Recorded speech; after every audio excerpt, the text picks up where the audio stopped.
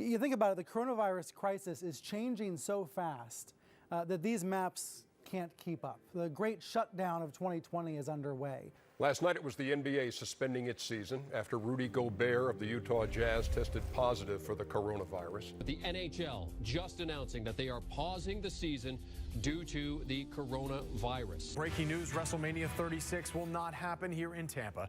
The WWE canceling it just hours ago.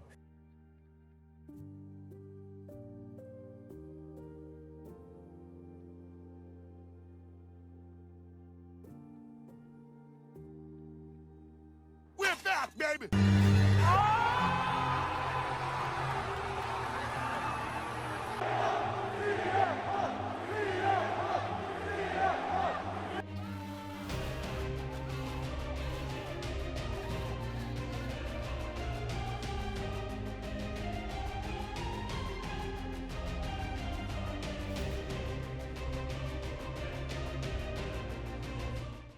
And now, our feature presentation.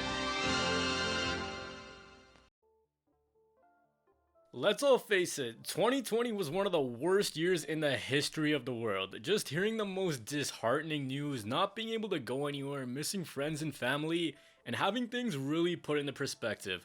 COVID had a ripple-down effect on the entire world, and whether directly or indirectly, we were all affected in our personal lives. One thing that's huge for so many of us are live events, sports, concerts, and of course, professional wrestling. And for wrestling, man, it was tough. Like, yeah, the Thunderdome was the best of a bad situation, but it just didn't hit the same. Like, they tried, and they tried really hard. There were bright spots, yes, but there's no matching the authenticity of a live crowd. Arenas full of 20, 30, 40,000 screaming people. But thankfully, after 1 year of flat out depression, having no fans, having inauthentic reactions, a sense of normalcy returned. Something was always missing, and that was us, the fans, the troublemakers, the people who sometimes go a little bit too far. And whether you did it for the bloodline like this idiot, or you just wanted your 5 minutes of fame like this dummy, at the end of the day, you boo, you cheer, you do whatever you want because you love wrestling. And on May 21st, it was announced that WWE would be coming back onto the road.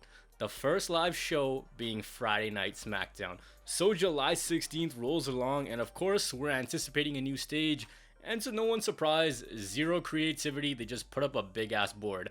That aside, the crowd, man, the crowd. That initial month and a half stretch where WWE was back on the road, the crowds were firing on all cylinders, just popping for the smallest things. Vince McMahon comes out, welcomes us back in a way that only a 76-year-old psychopath can, by asking, "Where the hell have you been?" The show started off and it was madness. Roman in his new form, Edge having his first televised match back on SmackDown, Finn Balor coming back to the main roster, and to top things off, Kevin Owens casually diving off the top of a ladder to take out Nakamura. But that wasn't it. We were going to have our first pay-per-view since Elimination Chamber with full capacity. Live from Fort Worth, WWE presented Money in the Bank. And again, the crowd. The crowd for this show made this show go from a good show to a great one. The women's Money in the Bank ladder match was decent, and Nikki Cross won in the randomest way. Bobby Lashley and Kofi had a match where Kofi basically got squashed and Lashley looked like the biggest killer on the planet. And then we came to a match that not many people wanted to see, and that was Charlotte and Rhea Ripley. But man, did these two ever blow expectations out of the water. Throughout the match, since fans were back, everyone was anticipating that Becky Lynch might be coming back. So everyone's just chanting, "We want Becky," and Charlotte just casually throws up a middle finger to the crowd. I swear, every single Charlotte match, WWE has to cut the feed for one reason or another. These two put on a banger. Unfortunately, Becky didn't show up, and Charlotte won women's title number 4008. And then came the men's Money in the Bank ladder match, and this ladder match was a perfect mix of everything. You had high flyers with Morrison and Ricochet, powerhouses with Big E and McIntyre, the guys who could do a little bit of both in Nakamura, Rollins, and Owens, and of course, Riddle was just high out of his mind. Ricochet was just insane in this match, diving around everywhere. Kevin Owens' fetish for dying was on full display. First, he got slammed into a ladder sitting on its side, and then powerbombed from the inside of the ring to the outside. Drew was running wild until the Punjabi boys dragged him away, and this match was all types of shenanigans, but it was near perfect. And then it looked like Seth Rollins was about to take the win. The story that was being told was that Rollins thought he should be challenging Roman for the Universal title. When he didn't get that chance, he instead fought his way into this match. And just as it looked like he was about to get the contract, Big E comes in, hits a big ending from the top of the ladder to Seth Rollins, and becomes Mr. Money in the Bank. And finally, after Big E had been around since 2012, it looked like they were finally going to pull the trigger on him, build a brand new star, and the celebration was loud. The moment was beautiful. And then we got to the main event, Edge versus Roman Reigns for the Universal title. Edge's one-on-one opportunity was taken away at Mania, and he was back for blood. And man, oh man, Fort Worth, you guys were crazy for this. These two slugged things out, and they would just go back and forth. Edge had it, and then Roman would turn things in his favor. But I touched on it earlier, Rollins wanted to be in this match, so he took out Edge, thinking that the only way he could get to that title was by eliminating competition. Roman Reigns got the win, and then he grabbed a mic. He said now the whole world can acknowledge him. Just then, surprise, surprise, motherfucker! The king is back!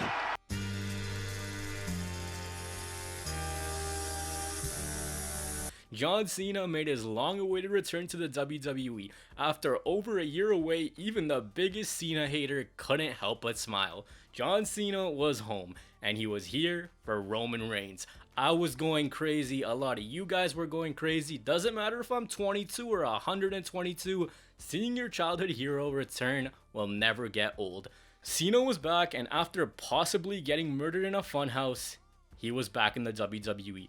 The mainstream media was talking about this night, non-wrestling fans were talking about it, and there was a buzz around WWE again. The summer of Cena was officially underway. He had a bullet with Reigns' name on it, and he was gonna fire it in Las Vegas, Nevada. SummerSlam.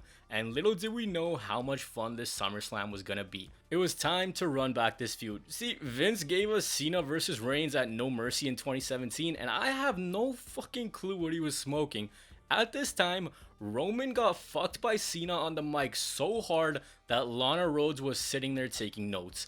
But now it was different. He was no longer this wannabe Cena. He morphed into the best version of himself. The slower cadence, the confidence, the smile. Paul Heyman to give us a My Time Is Now remix. And the former face of the company was also at his final form. See, the issue with Cena in his late 2000s to early 2010s was he kept acting like the underdog, and he just wasn't. But now he knew who he was, and that's what made this rivalry so fun. It was authentic. Both of them were in their element. And these two, they didn't hold back. Roman called Cena's career missionary position, talking about how he's done the same rinse and repeat cycle over and over and over again.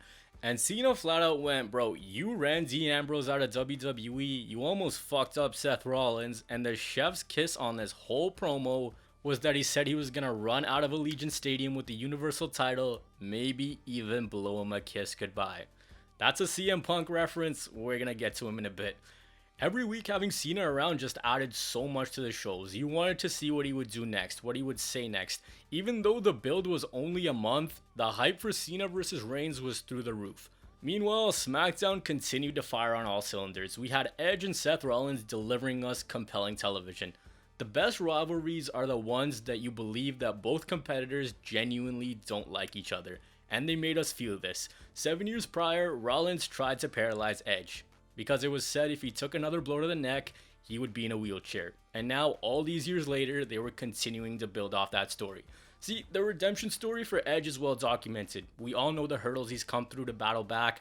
That moment at the 2020 Royal Rumble is one of the greatest returns in pro wrestling. But with this story, they just kept it simple, which I really liked. For Rollins, it was about the title. He was going for the title, and the hurdle was Edge. And for Edge, it was about embarrassing Rollins and proving that he was nothing more than the PG version of Edge. And on the weekly, Edge and Seth Rollins had you hooked. You look at the fundamentals of what makes a good promo. Believability, pace, your mannerisms, word selection, and of course, how you deliver it. They had all of that. You knew that these two genuinely wanted to tear each other's head off. So hey man, we always give people their flowers once they retire or unfortunately they die. Why not give these two men theirs right now? So at this point, heading into SummerSlam, we had two elite matches. Cena Reigns, Edge and Rollins. With that, we also got the return of Sasha Banks, who was here for Bianca Belair, and we were going to get a WrestleMania rematch. So SummerSlam was getting even more stacked. But, ladies and gentlemen, let me introduce you to bum-ass Baron Corbin. No cap, he was in his bag here. The way he portrayed this character of a poor guy going from city to city, finding the most hilarious ways to con out money. Stealing, begging, pleading, not cutting his hair, the stains on his shirt, his cars being taken away, saying that his daughter was eating spaghetti out of a can. My man started a knockoff GoFundMe because he was simply living the gimmick.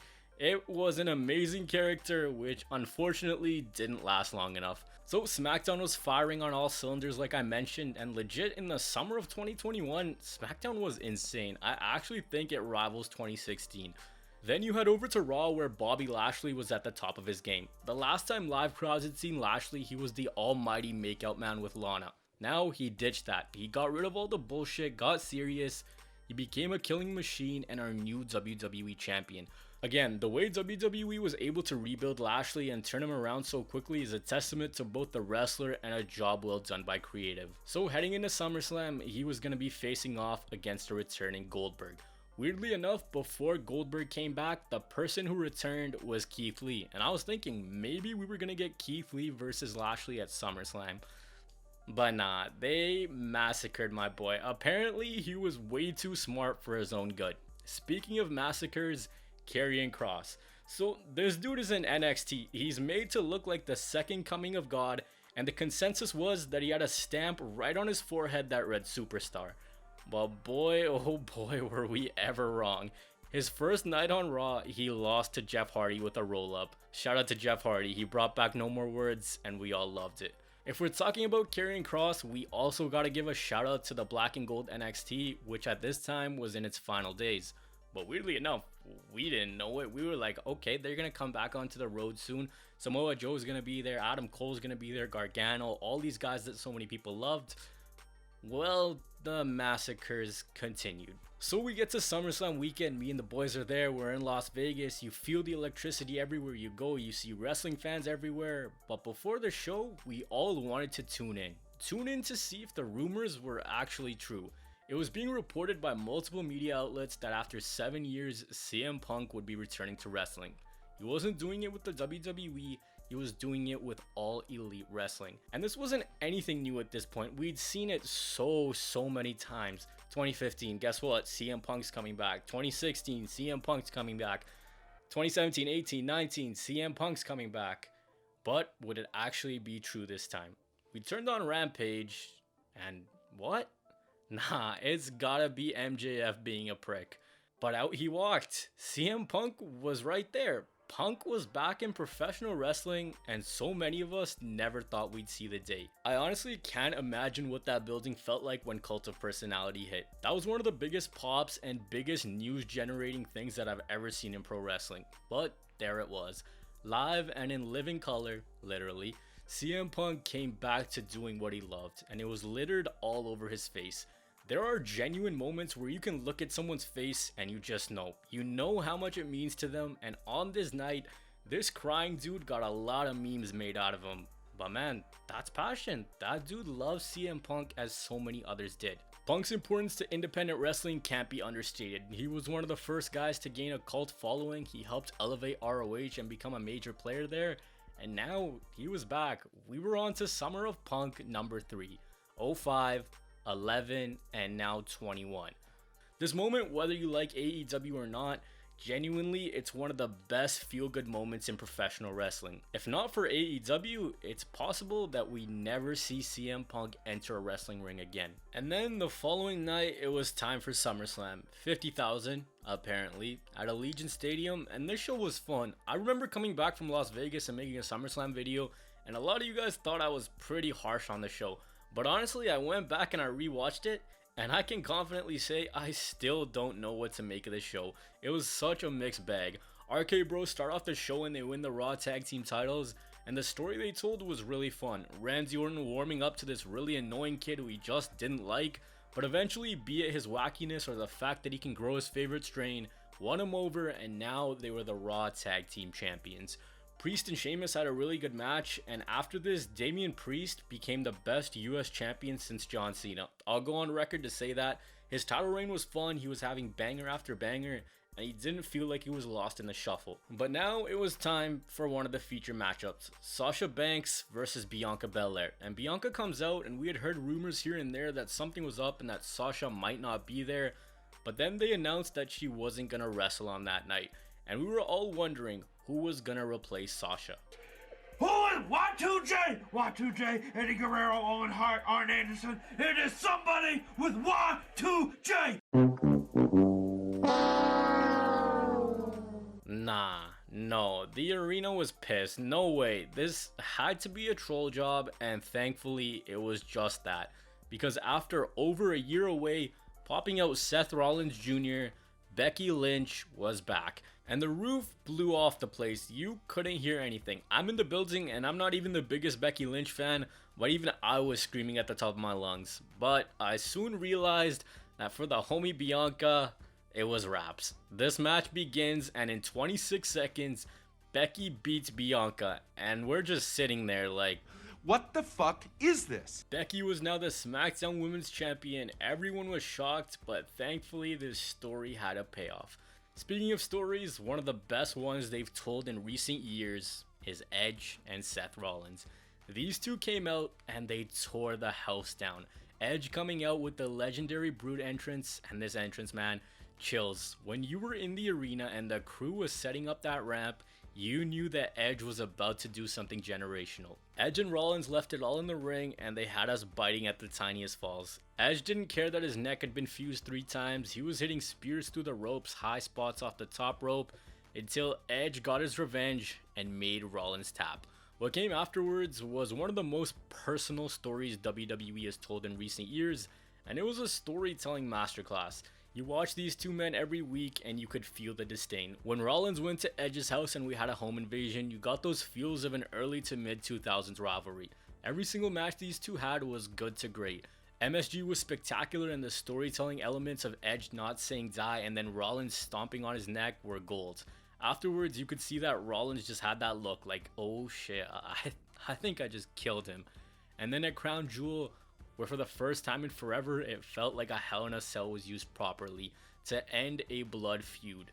Edge came out on top after a war. But now, it was time. The reason why most of us went to Las Vegas. Actually, I won't get into what else we did there. John Cena versus Roman Reigns. This match had so much hype. This match felt like something that belonged on WrestleMania. After weeks of breaking the fourth wall, weeks of Cena and Reigns talking a big game, it was time. In the arena, right when my time is now hit, I couldn't hear myself think. I was going crazy like it was 2005 all over again. And then Reigns came out, and he walked, and he walked, and he walked some more. Anyways, this match got started, and the story of the match was Cena trying to roll up Reigns, which has to be one of the dumbest strategies I've seen in my entire life. But there were some near falls. Cena hit 3 AAs, all of which Roman kicked out of. A normal one to the announce table, and then a super AA. Cena low-key went, yo Roman, how many AAs? Roman just went, yes. But one spear and it was game over. They really brought back my boy John Cena and had him lose with one spear. They sent him packing. They disrespected a legend like John Cena. Nah man, say whatever you want, that just doesn't sit well with me. You build this thing as Cena coming to humble Reigns and you let him get destroyed. Of course, it made Roman look like a superstar, but come on, man. And I was pissed, but just then, my anger turned into excitement. Out of the Canadian wilderness came Brock Lesnar. What the fuck was this? Ponytail, the cowboy boots, the flannel. Here comes the pain Cole, and for the second time, this crowd went apeshit. He was here for blood, and he was here for Roman Reigns. And then to add more fuel to the fire, Brock killed Cena after the show. In my opinion, this summer showed how much star power guys like Cena and Punk truly have. Love them or hate them, they injected this liveliness to the shows like nothing else. Having Cena back for the short time he was so much fun. And this summer was genuinely crazy. And it shows because some of us are already nostalgic for it. We're all guilty of being armchair analysts and always picking apart wrestling for no reason, but when you live in the moment and you go back to see how fun this time frame truly was, it was the perfect way to come back to the road. After so long, so many of us were hungry for live wrestling, and they brought the heat. They gave us a summer that you could argue is better than 2002, better than 2011, better than 2016. Truly an all-timer. All the moments, the returns, the banger matches. Such a short time, but it was such a fun time. And in 5 years, 10 years, 15 years, this summer's gonna be revisited as one of the most electric time periods in pro wrestling. So I thought, why not just do it now? They say that every summer has a story, and 2021's was legendary.